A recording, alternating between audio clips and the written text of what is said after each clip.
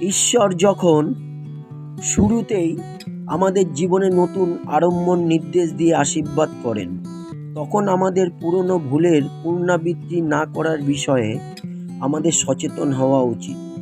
আমরা যদি তা করি তবে আমরা সমস্ত নতুন আশীর্বাদ চোখে হারাবো, যা ঈশ্বরের প্রতিশ্রুতি অনুসারে অব্যাহত রয়েছে। তাই শুরুতে যেসব ঘটনা ঘটেছিল তা আর মনে করো না। যা বহুকাল আগে ঘটে গেছে তা আর স্মরণ করো না, কেননা এখন আমি নতুন কিছু করব। এখন তোমরা নতুন গাছের মতন বেড়ে উঠবে।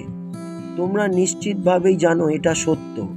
সত্যিই আমি মরুভূমিতে রাস্তা বানাবো, শুকনো জমিতে সত্যিই আমি নদী তৈরি করব।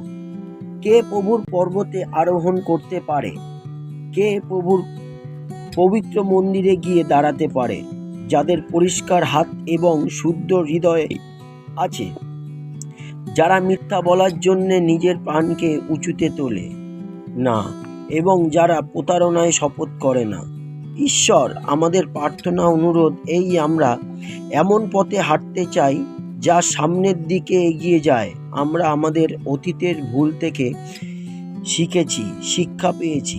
আমাদের পুরনো দুঃখ, মায়া, দোষারোপ, বিরক্তি, রাগ, ক্ষোভ থেকে আমাদের উদ্ধার করুন। আমাদের মুক্তি করুন এই বোঝা থেকে। আমাদের আপনার সঙ্গে এগিয়ে চলতে সাহায্য করুন প্রভু। ঈশ্বর, মুক্তির আশা এবং আমাদের এই অনুরোধ গ্রহণ করার জন্যে আগাম ধন্যবাদ জানাই। জয় যিশু, জয় হোক। আমেন।